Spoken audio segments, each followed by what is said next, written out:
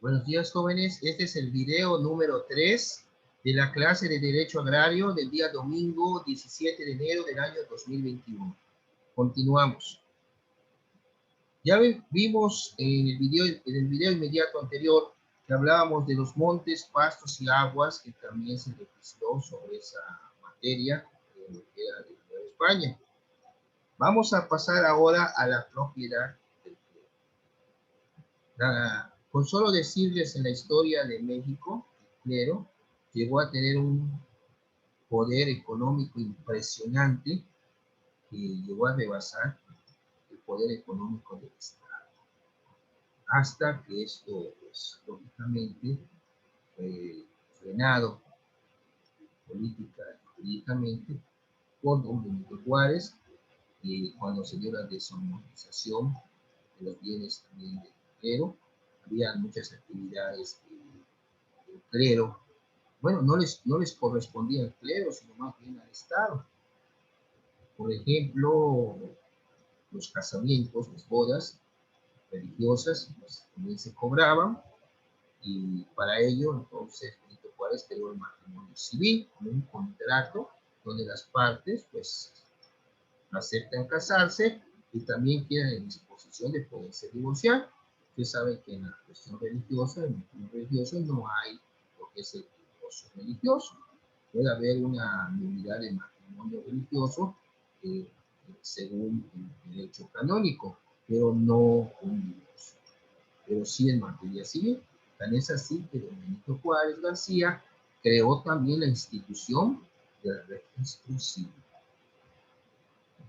Bueno, vamos a hablar de la propiedad del clero, cómo se hizo de tantas propiedades del clero, hablando desde la época de la colonia hasta antes de la Constitución de 1857. Fue la tercera Constitución en la historia de México. Tenemos la primera, que fue de 1824, a los 3 años de la consumación de la independencia de México. México, cuando se consuma, regresa a la vida política, vamos a decir, como una monarquía, o sea, un imperio.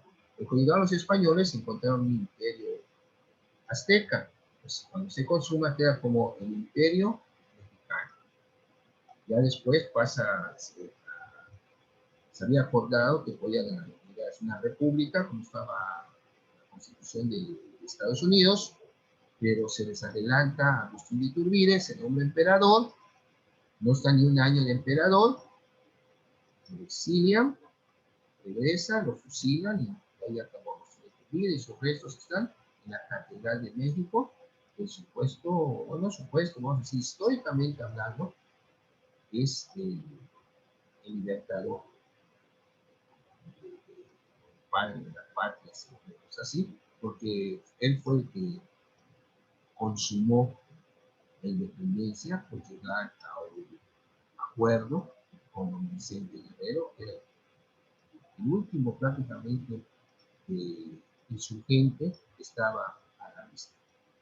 Bueno, el sistema español de tenencia de la tierra contenía disposiciones que prohibían al clero la adquisición de inmuebles.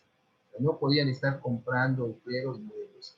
Un ejemplo de ello es la ley de 1130, el año 1130, del rey Alfonso VII. En la Nueva España, el rey Carlos V, así como el chocolate, ratificó esta disposición mediante la ley 10ª. Aun cuando al principio se le otorgó al clero cierta superficie, esta debía destinarse únicamente para la construcción de templos y monasterios, objetivo que posteriormente no se respetó por parte de la Iglesia, ya que las órdenes eclesiásticas comenzaron a adquirir grandes extensiones de tierra mediante diversos medios. También durante la colonia existió una lucha constante de la corona para evitar el acaparamiento de tierras por parte de la Iglesia o lograr su desamortización. Estamos hablando de lo que era la Iglesia, pero ya vieron que al cabo de los años era inútil. La iglesia se hizo de grandes extensiones. Después tenemos lo que les había dicho, el antecedente de la figura de la hacienda. Ustedes ya han visto que es una hacienda. Tenemos la encomienda, como les había dicho, un grupo de una institución esclavista, porque se les daba un grupo de indígenas a un conquistador español para efecto de que le trabajaran a él, y él su compromiso que tenía era evangelizarlos, o sea, era enseñarles buenas costumbres para que, ya vieron pues que los tenían considerado prácticamente como animales a los indígenas, por lo que no debería ser. Pues bueno, la encomienda, esta es una figura importante que tuvo una notable presencia de la explotación agrícola de todas las tierras de la Nueva España. Será considerado como el antecedente de los peones acasillados de las haciendas porfirianas. Cristóbal Colón fue el primer encomendero, ya que fue beneficiado con una de estas gracias en la isla de la Española a fines del siglo XV, perdón. La primera disposición real de este respecto fue dictada por Fernando V en 1509 en la Ley Primera de Indias, el título octavo, libro cuarto, que indicaba que el adelantado, el gobernador o pacificador, en quien esta facultad resida, reparta a los indios entre los pobladores, como si fueran objetos, se repartan los indios entre los pobladores.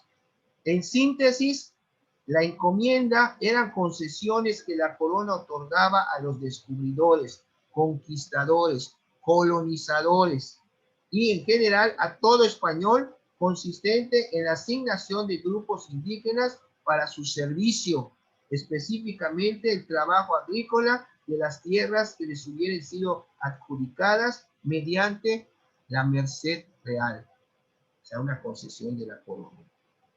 Después tenemos la figura de la esclavitud, que no es nada nuevo, pues sí existía. Y fíjense, la esclavitud es una de tantas de las causas internas que dieron origen a la guerra de independencia en México. En la plataforma hay una imagen, creo que es una de las penúltima o antepenúltima, de donde se ponen las causas internas y las causas externas que llevaron a dar inicio a la guerra de independencia. Y entre esos está la lucha de clases, la esclavitud también. Pues ya vieron que como esta institución apareció en forma coetánea a la conquista, basada únicamente en dos razones: guerra justa y rebelión religiosa. La corona, en las leyes de Indias, dispuso prohibir el sometimiento de los aborígenes. Sin embargo, ello no ocurrió con respecto a los negros, a quienes incluso Fray Bartolomé de las Casas consideraba seres irracionales. Dice Fray Bartolomé de las Casas, como los consideraba, y era de los que estaban evangelizados. Casi ningún indígena conservó la propiedad privada de la tierra, excepto algunos señores tlaxcaltecas, pues que los tlaxcaltecas son los que apoyaron a los españoles para poder llevar a cabo la conquista de Tenochtitlan, debido a su lealtad a la autoridad virreinal. Por lo general, solo a estos grupos se les reconoció la titularidad comunal de las tierras. En otras palabras, los indios pasaron a ser dominados en todos los aspectos, especialmente en cuanto a la tenencia de la tierra, ya que esta forma de propiedad imponía limitaciones para su venta o transmisión de cualquier especie, de tal suerte que solo se les permitía el autoconsumo sin permitir su ingreso a las fuerzas productivas o a otros grupos económicos. Además, debían absorber la mano de obra de sus hijos. Esto era la institución de la esclavitud. Bueno, tenemos otras clasificaciones. Guadalupe Rivera Marín clasifica los modos de adquirir la propiedad territorial en la colonia desde el punto de vista económico. Tenemos lo que son los medios gratuitos, que son las capitulaciones que ya vimos, asientos, encomiendas, repartimientos de tierras, gracias y las mercedes. Bueno, estos son, y los medios onerosos eran la compraventa de tierras a indígenas, la real confirmación, que ya vimos de qué consistían las confirmaciones, la composición y venta o remate en subasta pública. Bueno, la propiedad de la tierra de las comunidades indígenas. El gobierno español reconoció dos formas de propiedad de las tierras indígenas: el altepetl, como vimos en la clase pasada, que son sobrevivientes a la conquista, que es la individual o privada, y además tenemos el modo comunal. Tenemos también otra figura muy importante en las tierras, que era, bueno, es una figura, más que nada que tierras era una figura jurídica, que es el mayorazgo. Yo, español, tenía yo que dejar mis tierras o mis bienes, en este caso las tierras, a mi hijo mayor, o si nada más tenía un hijo, pues a ese hijo, con el fin de que se conservara el patrimonio español entre los hijos españoles. Felipe Sánchez Román dice: los mayorazgos son una vinculación civil perpetua, por virtud del cual se realiza una sucesión en la posesión y disfrute de los bienes, según las reglas especiales de la voluntad del testador o fundador, y en su defecto, por las generales de la ley establecida para los regulares. Existían dos tipos de mayorazgos: los regulares, que eran aquellos que se ajustaban a las disposiciones y leyes emitidas por la corona para la sucesión específica de los mismos, y los irregulares, que debían sujetarse a las disposiciones establecidas por el fundador del mayorazgo. Si yo era fundador, pues, pero normalmente se acataba la figura del mayorazgo de los bienes para que no se estén quedando dispersos y se quedaran siempre bajo el patrimonio español. Se transmitían al hijo primogénito o al varón primigenio, o sea, que tenía primero, para efecto de que así se conservara la propiedad. Después tenemos la figura de las haciendas, que, como ya hemos señalado, el dominio privado sobre la tierra se fundamentó esencialmente en las gracias o mercedes reales, que a su vez se basaban en la regulación jurídica del derecho de propiedad de la legislación castellana. Las mercedes reales se construyó una hacienda y habían poblaciones que estaban alrededor de la hacienda. Con el paso del tiempo, la hacienda fue adquiriendo esas y se fue ensanchando la extensión del territorio hasta quedar, como si ustedes lo ven, en unas pequeñas ciudades donde era su finalidad, era una empresa. Como les decía, en el caso del NG, había los campos de cultivo del NG, estaban las desfibradoras del NG, donde se trabajaba para sacar la fibra, y habían donde se preparaba para la exportación del NG al extranjero. O sea, todo eso dentro de una hacienda.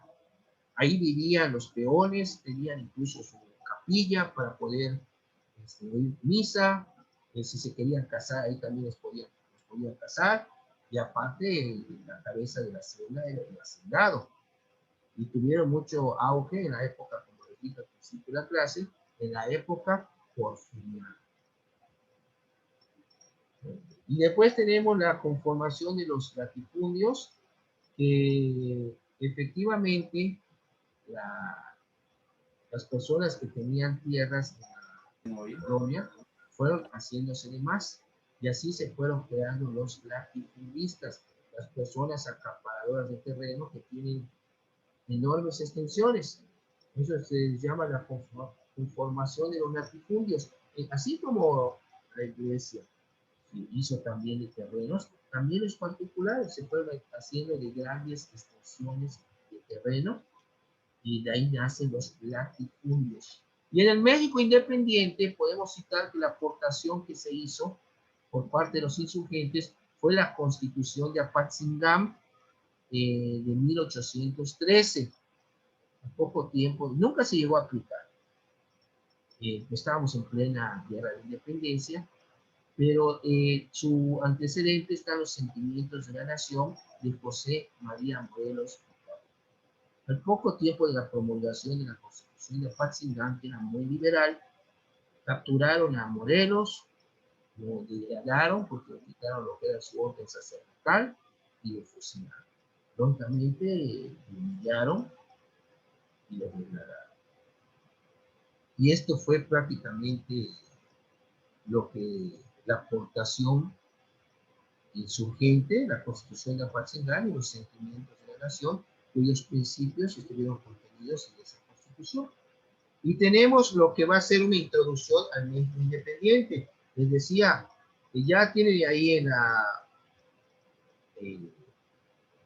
en plataforma su síntesis y como introducción, vamos a manejar cómo era México cuando se consume la independencia, nace la vida pública como el Imperio Mexicano, y de ahí viene, vamos a estudiarlo desde dos periodos, de la consumación hasta 1856, un año antes de la Constitución del 57, y del 56 hasta el inicio de la Revolución Mexicana.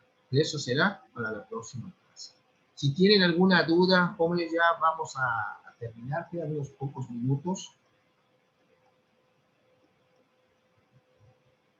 No, la tierra ejidal, como su nombre lo indica Sergio, que pertenece al ejido. Han habido reformas que van a ver ustedes en su ley agraria respecto a cómo puede salir de... Normalmente cuando se quiere traspasar una tierra tiene que ser con la anuencia de la Asamblea General.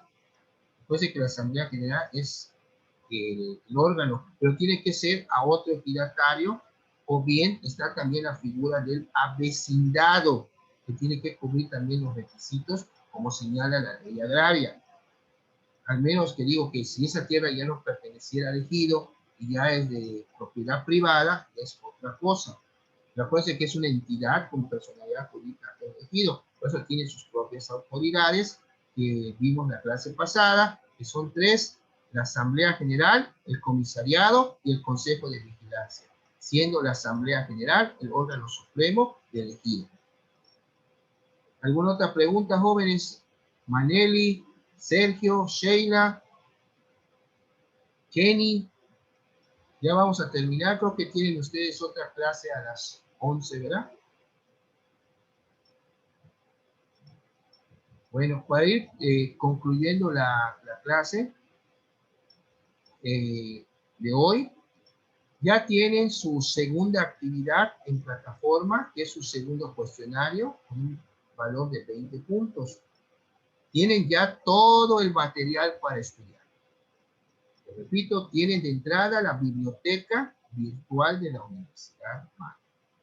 Tienen lectura sugerida, tienen un video que pueden ustedes ver para que amplíen lo que hoy vimos en clase. Tienen imágenes alusivas a los temas que hemos tratado hoy, de la conquista y de la colonia.